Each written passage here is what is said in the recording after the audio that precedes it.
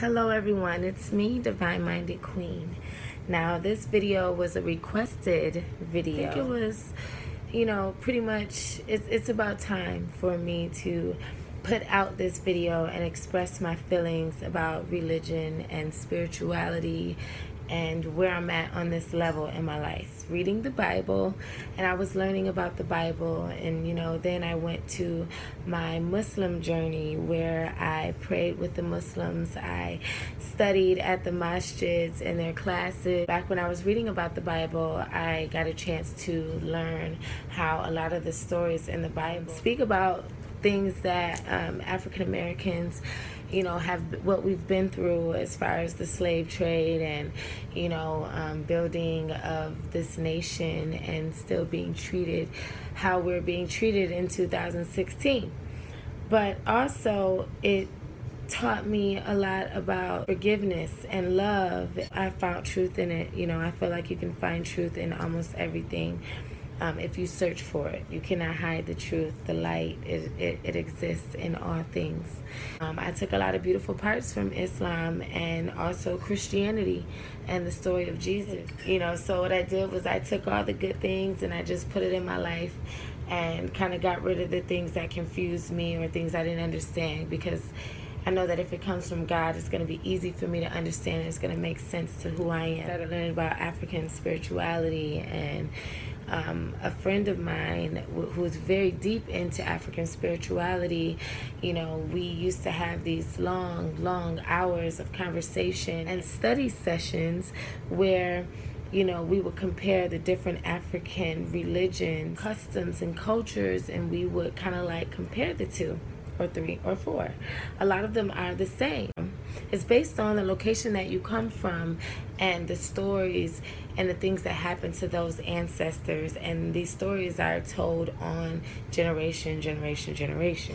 A lot of the African religions mixed and mingled in with new religions that we still use today. Just went all over the world, because as slavery happened, Christianity kind of came and they mixed and mingled, and as the slaves were taken from one place to another, these religions and these cultures were taken also. But of course we know they were mixed and mingled with the new religions of the world, like Christianity, Islam, and so forth. I've always, as a person, been interested with the religions of the world. Like, I can remember being young and I didn't want to go out for my birthday. I wanted to go to church. I was always searching for God. No matter where we lived, I would walk myself to the neighborhood church and I would ask questions, and I would invite Jehovah's Witnesses inside my home, and I've always wondered. And I had to really start studying myself. So I seen that there was a lot of lost books of the Bible, and there's books on different timelines of the Bible, and you get to see how things were changed, how things were added based on what king was in charge at that time. So as I'm reading other books outside of the Bible, and that's one thing about it, you cannot find God being closed-minded. And I know a lot of people that are so strong in their faith that they're like, if it's not in this Bible, if it's not in this Bible, it's not true. And which I think is crazy, because it's like you can go to science class and learn something and have straight up facts, but you are willing to go against what what your brain is telling you, is stating facts, it's making sense, to something that does not make sense, that you've never seen, just by faith. And that is some serious mind control. Now, I'm not saying that the truth is not in this book. I've learned so much from this book. Trust me, like, this is the Bible. Like, I have notes, and I don't know if you can even see, like, I've studied with this Bible, so it's not like it's just me talking about a book that I don't know. Like, I've read this Bible beginning to end. I've studied it with groups, I've studied it with different people, and I've learned a lot from this book. But I also know that from reading this book, there's books that were taken out of the original holy book. That right there made me, oh, so there's books that were taken out. And then there's this book right here. Let me see. 1,001 Surprisingly Things You Did Not Know About the Holy Bible. Let me tell you, this book gives you dates and times when certain things were taken out of this book and certain things were added based on the king that ruled at that time, or, you know, depending on how things were going or the laws at that time, they would take things out and add to it. This book right here, awesome book. It talks about the word Bible is not in the Bible. It talks about how the name Jesus is the Greek version of the name Joshua. You know, it talks about how it wasn't even translated into English until 7th century. Anyways, I've had debates with people, and their thing is, if it's in the Bible, it's truth, you know, and I don't need it if it's not in the Bible. I'm going to take one book and I'm just going to go with it. Everything else that I read, I'm just learning just because. It's, you know, as I go and I'm studying, like, I'm not just going by faith. I'm studying and I read it straight through. And when Jesus spoke to me, and to all of us, you know, the red letters in the New Testament, he said, you know, don't worship me. Only thou is good as God in heaven. And, you know, he said so many things and made me realize, okay, everything that he's doing, the Muslims did. So it made me pick up, do I have my copy of my Quran here? I started reading the Quran, and I'm reading it and I'm highlighting things and I'm comparing, and I'm like, oh my God, the Quran is just a continuation of the story of Hagar, Abraham, and his wife. Oh my God. So I'm reading it. It talks about how he's a father of two nations. When you read the Quran, you see, yes, he is a father of two nations, Islam and Christianity. So this stuff excites me. I've always wanted to know about, like, religion and evolution and God and who am I and who is God. Deeper into the Islam, I even went through at least a year where I'm covering up, hijab all the time, and, you know, looser clothes, and I'm not getting my eyebrows arched. You know, I was going back and forth on, can I wear weave? Can I wear my braids? It was so much that I was going through, and I just felt like it was a dark cloud over me. Not because of Islam, but because of, I felt like I could not live. God sent an angel, someone that I've known for years, and they came around and they gave me a book, and it was a book that explained the supreme mathematics, and it still talked about Allah, but it talked about Allah in a different way. Arm, leg, arm, head. And it was like, you know, wisdom and knowledge and understanding and, you know, refinement and power. And it was just things, it was so exciting because it made me feel like, this makes more sense. And it's something that I can use on a day-to-day basis. It's not something about stories that happened years ago. It's about how I can self-preserve and how I can be the best me that I can be. But this book is called Breaking the Chains of Psychological Slavery, and it's by Na'im Akbar. This book is awesome. It's a very small book, as you can see, very thin. So he is awesome. This book really shows you how you're still a slave. It shows you how you can break those chains of psychological slavery. So make sure you guys check this book out. It's a must read. Yeah, and all the while I'm learning new stuff, I still read things about the Bible because, you know, I feel like it had a lot of influence in the world that I live in, you know, Western, you know, civilization. So this is another book, and it's about the saints and the scoundrels of the Bible. So you get to learn about the different characters and what they went through, because that's where I feel like the truth is. It's kind of like it's helping you learn based on your ancestors' mistakes. And, you know, going deeper into African religion, it's about the ancestors and calling on your ancestors for help, but still knowing that there's one infinite God. I started studying into African history, African spirituality.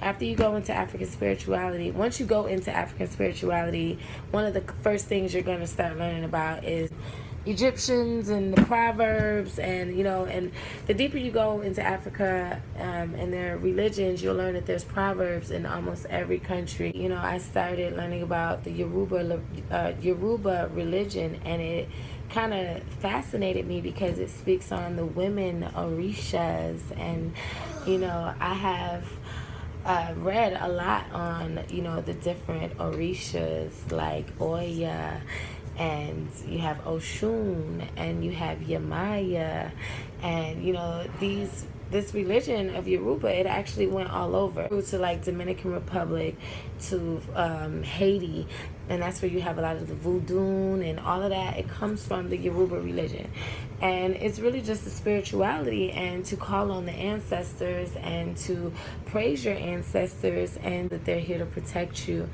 And that kind of fascinated me. I had a chance to visit Nigeria, so many different religions. And then when you go, like I said before, you go to Egypt, and you know, you have the stories of Horus and Isis. And I've always wondered how come certain faiths, they kind of like, a lot of them bridge off from one faith. Like when you think of Christianity, you have Pentecostal, you have Baptist, you have so many different, Catholic, like all of that is under the Christian faith. And then you have Islam, which you have the Sunni Muslims, and you have the Nation of Islam, and you have some faiths, they actually merge together in a harmonious way, but then you have others who create conflict and war. If you think of so many of the wars and the battles and the things that, you know, people have done in the name of religion, it's crazy. If you was to actually do everything this Bible says to do, New or Old Testament, you know, sacrificing and covering up, I feel like I need my vitamin D. I don't want to cover up. Look how pale I am in the winter. Like, so honestly, what I've come to as my conclusion of my spirituality, I can say I'm Christian because I'm here to live like a Christ. I am here to live Christ-like. I am here to look at Christ's life as a way to live and to be God-like. He is my ancestor. I am Muslim because I submit to only the Most High energy. And that energy lives within me and you and all. So my religion, I would say, would be the light, the energy, the source of all. Yeah. So, yeah. I have a lot. I mean, I have a lot more books over there, but this is just some of the ones that I've read in my journey to what you would say enlightenment, knowing that I know nothing, but I have so much more to learn. So, I have so many books. Greek myth, it's all connected. Let me tell you, Greek myths has a lot of their stories from ancient African stories. A lot of the Greek gods are revised stories of our African ancestors. This was awesome because I actually like the preface of this book because it explained how everything is just thought and it's mental and how it's all interpretation and what works best for you, and how the author is always going to glorify him and who he is and his side. I love astrology because I understand that the planets and the sun, everything is all connected. So if you can study the planets, you can study the sun, you can study the earth. It's kind of like you can learn to study yourself because we're like little planets, little stars, you know. We're stardust. You know, we are of the earth. It's really beautiful when you think about it. I hope I helped you in some way, shape, or form understand where I'm at from a spiritual standpoint. I am not atheist. I believe in God, but I believe that we're all connected. I believe in love. I believe in, you know, the earth and everything with the living energy. I believe that we should all love and connect back to the earth. And that's a connection with the animals, a connection with the air, the fire, the water elements, a connection with all. And I believe that once we have that connection, we would understand more of ourselves and be able to live a harmonious, peaceful, balanced life here on this beautiful planet and beautiful universe that we have to share. Love you all. BeDivineMinded.com. Make sure you check it out. I have a traveling, I'm actually a travel agent now, so you can check out my site and see I have a trip to Nigeria, this summer, a group trip. If you guys are interested, please hit me up, www.BeDivineMinded.com, and check out my blogs. I talk about everything, relationships, love. I talk about everything. And I have an online store where you can get, face masks, you can get shea butters, you can get coconut oil, body butters, small little jewelry. I have this beautiful, this is my favorite one right here. It's a Tree of Life crystal. You see, it's a amethyst crystal all the way around, so it brings positive energy. Crystal is a part of the earth, and it carries beautiful energy. I like to keep crystals on me at all times. So yeah, I love you all. Be divine minded at all times.